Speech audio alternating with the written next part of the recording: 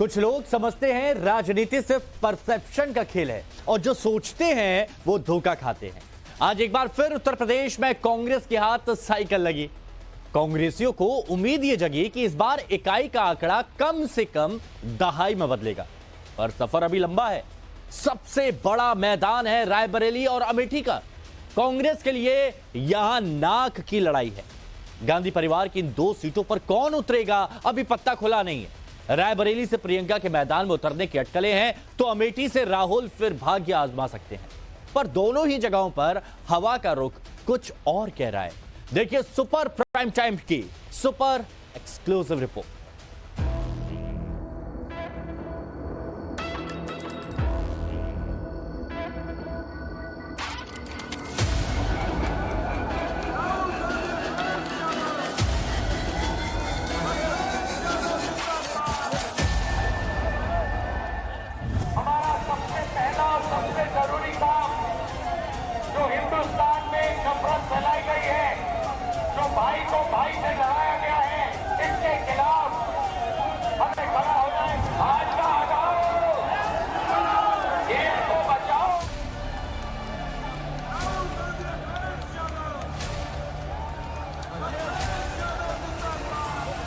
(2019) में हमसे गलती हो गई। इस बार राहुल भैया को यहीं से लड़ना है। जयराम रमेश जी ने मेरी चुनौती को स्वीकार किया है कि राहुल गांधी अमेठी का चुनाव लड़ने को तैयार हैं। सबका टाइम आएगा, सबका टाइम आएगा। यूपी के मैदान में कांग्रेस की जो सांसें अटकी हुई थी, क्या वो फिर से चल निकली? न्याय यात्रा में जो सूखा था, क्या वो हरियाली में बदल जाएगा? क्या हाँ ना करते बना सपा कांग्रेस का गठबंधन 2024 के मैदान में नया गुल खिलाएगा? इस पर माथापच्ची आगे करेंगे। पहले ये तस्वीरें देख लीजिए। अखिलेश जब ऐलान कर रहे थे तब प्रियंका वाड्रा उनके साथ। कांग्रेस समाजवादी पार्टी की डील फाइनल होने में प्रियंका की भूमिका अहम थी।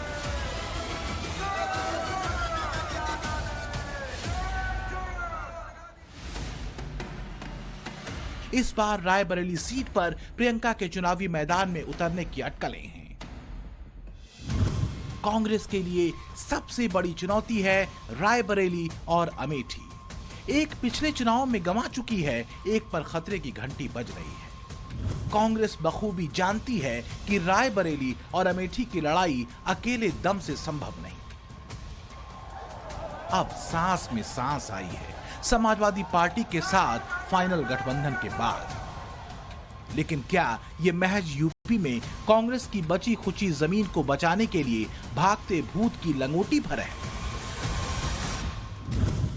क्या रायबरेली की जिस सीट को सोनिया गांधी ने अब की बार छोड़ा है, उसे कांग्रेस के पास बनाए रखने का छटपटाहट भरा प्रयास पर है? क्या ये अमेठी में कांग्रेस के लौट आए पुराने दिन उसी की जद्दोजहद भर है? गौर फरमाइए कि राहुल गांधी की न्याय यात्रा अमेठी और रायबरेली से जब निकल गई, तब वहां यात्रा में राहुल गांधी अखिलेश का इंतजार करते रह गए थे। तब तक सीटों पर दोनों दलों में बात नहीं बन पाई थी। लगातार वरिष्ठ नेता बात कर रहे हैं और अगर गठबंधन होता है तो आप सबको क्या न्याय यात्रा में शामिल होने वाले राष्ट्रीय? मैं तो मैनपुरी में हूँ क्योंकि ये क्षेत्र मेरा है और मुझे नहीं पता कि क्या डिसीजन हो रहा है लखनऊ में। वैसे यूपी में कांग्रेस और समाजवादी पार्टी के बीच सीटों के समझौते पर डेडलॉक को तुड़वाने में प्रियंका गांधी वाड्रा की भूमिका बड़ी बताई जाती है।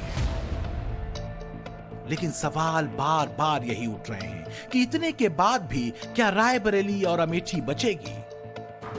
प्रियंका जब कांग्रेस की एक्टिव पॉलिटिक्स में आई थी, तब उन्हें पहली बार जिम्मेदारी यूपी की ही मिली थी।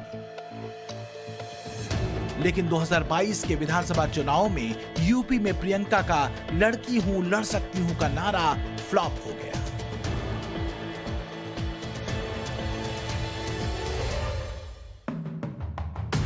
– 2024 के चुनावों से पहले जब सोनिया गांधी खराब स्वास्थ्य के चलते लोकसभा का मैदान छोड़ चुकी हैं, तो सबसे बड़ा कयास यही है कि क्या रायबरेली में सोनिया की विरासत को प्रियंका गांधी वाड्रा ही संभालेंगी? क्या रायबरेली में कांग्रेस का टिकट प्रियंका गांधी वाड्रा को ही मिलेगा? क्या इसलिए यूपी में समाजवादी पार्टी से कांग्रेस का सीटों का समझौता होने के बाद ही प्रियंका भी अपने भाई राहुल की न्याय यात्रा में शामिल हुई? अपने अनुभव को देखो कि भाई 5 सालों में 10 सालों में मिला क्या है। नौकरी मिली तो भाई देखो, जब तक आपको खुद समझ में नहीं आएगा, जब तक आप अपने अनुभव पर नहीं उतरोगे, तब तक कुछ नहीं बदलने वाला। हम चीखते चिल्लाते जाएंगे, कुछ नहीं बदलेगा। बदलाव तब आएगा जब आप अपनी परिस्थितियों को समझकर अपना वोट डालोगे। खेल परिस्थितियों का ही तो है। परिस्थिति यह है कि कांग्रेस ने 2024 का अपना रायबरेली प्लान न तो घोषित किया है, न ही उसका कोई संकेत ही दिया है। परिस्थितियां ही बता रही हैं कि अब की बार रायबरेली में समीकरण वैसे नहीं हैं जैसे 2019 या उसके पहले थे। चुनाव दर चुनाव रायबरेली का गांधी परिवार से मोहभंग होता दिखा है। 2009 में जो वोट शेयर 72% का था, वो 2014 के चुनावों में 8.43% घटकर 63% हो गया और फिर 2019 में ये 8% और घटा और 55% पर पहुंच गया। तो क्या इन्हीं संकेतों ने कांग्रेस को समाजवादी पार्टी के महज 17 सीटों के ऑफर को मानने को मजबूर कर दिया?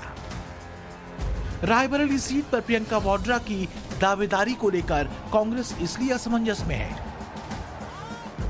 रायबरेली सीट पर 2024 में खुद सोनिया गांधी का न होना तो एक फैक्टर है ही, साथ ही अब की बार जिस एक चेहरे से कांग्रेस को सबसे ज्यादा तकलीफ रायबरेली में हो सकती है, वो नाम है अदिति सिंह, जो रायबरेली सदर से बीजेपी विधायक हैं। अदिति सिंह और उनका परिवार रायबरेली में कांग्रेस की सबसे मजबूत कड़ियों में से एक रहा है। 2019 में मोदी की प्रचंड लहर में जब राहुल अमेठी हार गए थे, तब भी अदिति सिंह और उनके परिवार की पकड़ ने रायबरेली में सोनिया गांधी की पकड़ कमजोर नहीं होने दी। लेकिन वही अदिति सिंह अब कांग्रेस के साथ नहीं है। वही अदिति सिंह अब बीजेपी की निष्ठावान कार्यकर्ता बन चुकी है। वही अदिति सिंह अब नरेंद्र मोदी के विजन को आगे बढ़ाने का काम कर रही है। अदिति सिंह ने साल 2022 में विधानसभा चुनाव के ठीक पहले कांग्रेस का दामन छोड़कर बीजेपी ज्वाइन किया। बीजेपी ने उन्हें रायबरेली सदर की जिम्मेदारी सौंपी। चुनाव में अदिति सिंह ने कड़ी मेहनत की और वहां से कमल खिलाने में वो कामयाब रही। सोचिए, अगर प्रियंका गांधी वाड्रा सोनिया गांधी की विरासत को संभालने का दम भरकर रायबरेली से कांग्रेस की उम्मीदवार बनती हैं और इधर बीजेपी अदिति सिंह को अपना उम्मीदवार बना दे, तो कैसा मुकाबला होगा? कांग्रेस ने जब अमेठी और रायबरेली को गांधी परिवार का गढ़ बनाया तो उन्हें दोनों जगह पर लॉयलिस्ट मिले। अमेठी और रायबरेली में गांधी परिवार के यही करीबी दोनों जगहों के दिल्ली से सेतु बनने का काम करते रहे। रायबरेली में गांधी परिवार के करीबियों में कभी दिनेश प्रताप सिंह का भी नाम शुमार होता था। दिनेश प्रताप सिंह अब योगी सरकार में मंत्री हैं। 2018 में दिनेश प्रताप सिंह ने गांधी परिवार से दशकों लंबा नाता तोड़कर बीजेपी ज्वाइन की थी। दिनेश प्रताप सिंह का फैक्टर सोनिया गांधी को 2019 में हरा तो नहीं सका, लेकिन गांधी परिवार के खिलाफ उनके तेवर कैसे हो चुके हैं, इसे आप उनके बयानों से समझ सकते हैं। मुझे दुख होता है कि 10 वर्षों से सोनिया गांधी रायबरेली का वोट लेकर के कभी रायबरेली देखने नहीं आई। कोरोना जैसी विभीषिका में कभी रायबरेली नहीं आई सुख दुख में शामिल होने के लिए, और कहती है मैं अस्वस्थ होने के कारण रायबरेली नहीं आ सकी।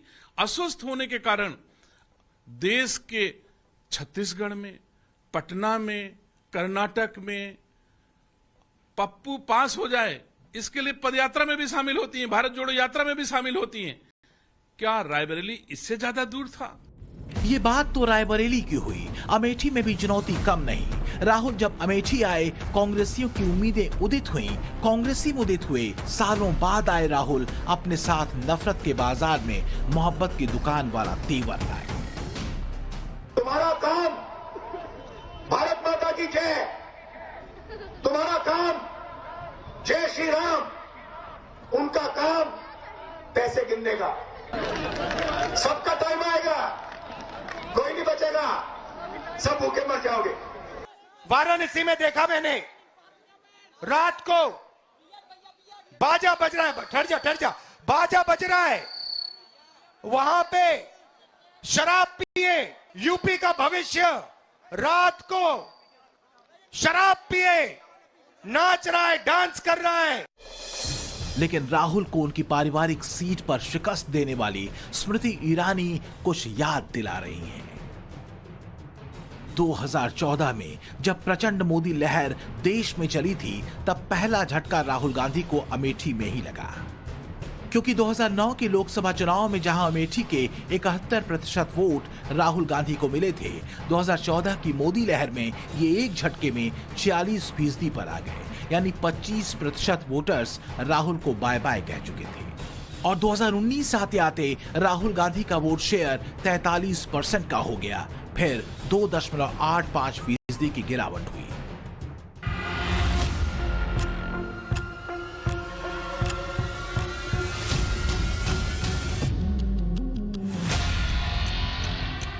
तो क्या इसी गिरते ग्राफ की वजह से कांग्रेस को समाजवादी पार्टी के साथ जाने का रास्ता चुनना पड़ा? कांग्रेस की हालत क्या है, वाराणसी के पूर्व कांग्रेसी सांसद राजेश मिश्रा से सुनिए। कांग्रेस के पास पिछले 30 सालों से संगठन नहीं है, न बूथ पे कार्यकर्ता बचे हैं, न जिले में बड़े नेता हैं, वोट बैंक कोई कांग्रेस के पास बचा नहीं है। और आप चाहे पूरे प्रदेश के लोगों को जुटा लीजिए, चाहे कुछ भी कर लीजिए, आपके पास जब संगठन नहीं रहे, आपके पास पब्लिक में वो मास लेवल पे फॉलोइंग नहीं बची है कांग्रेस की या संगठन की, तो आप चाहे जितना भीड़ कोशिश करिए पूरे प्रदेश के लोगों को बुलाने की, भीड़ नहीं हो पाएगी। न्याय यात्रा को लेकर यूपी में उतरे राहुल गांधी के निशाने पर भले ही पीएम मोदी हैं, लेकिन सच ये है कि उन्हें मुकाबला अमेठी में केंद्रीय मंत्री स्मृति ईरानी से करना होगा, जिन्होंने फिलहाल अमेठी में अपना पक्का ठीहा बना लिया है। स्मृति के अमेठी में आने के सिलसिले भी राहुल की तुलना में कहीं ज्यादा हैं। 2014 से 2019 के दौरान स्मृति ईरानी ने अमेठी के 63 दौरे किए थे, जबकि इसी अवधि में राहुल ने सिर्फ 28 बार अपने संसदीय क्षेत्र का रुख किया था। और पिछले 5 साल में यह सिर्फ तीसरी बार था जब राहुल अमेठी पहुंचे थे। हालांकि कांग्रेस नेता जयराम रमेश कहते हैं कि अमेठी की जनता ने 2019 में की गई गलती मान ली है। तो क्या गलती राहुल की नहीं, अमेठी की जनता की थी? आज का जो माहौल है, कई लोग, मैंने करीब 70-80 लोगों से मैंने खुद बात की, माने जनसभा में नहीं, बाहर जाके मैंने बात की, और सभी लोगों ने कहा कि साहब 2019 में हमसे गलती हो गई, इस बार राहुल भैया को यहीं से लड़ना है और वो जीते। मुझे इस बात की खुशी है कि जयराम रमेश जी ने मेरी चुनौती को स्वीकार किया है कि राहुल गांधी बिना अखिलेश जी के, बिना मायावती जी के अमेठी का चुनाव लड़ने को तैयार हैं। मैं चाहूंगी कि जयराम रमेश ने जो प्रस्ताव मेरे उद्बोधन के बाद दिया है, उसको आज ही सीईसी उनकी जारी कर दे। 80 सीटें जब एक साथ दिखें तो उत्साह और ऊर्जा का गले तक भर आना स्वाभाविक है। तब तो और भी ज्यादा जब यूपी के 6% वोट वाली पार्टी को 18% वाली पार्टी का साथ मिल जाए। यूपी में कांग्रेस क्या करेगी, क्या नहीं, सवाल ये नहीं है, बल्कि सवाल ये है कि इतने के बाद भी अमेठी और रायबरेली में कांग्रेस का क्या होगा। ब्यूरो रिपोर्ट, टाइम्स नाउ, नव भारत।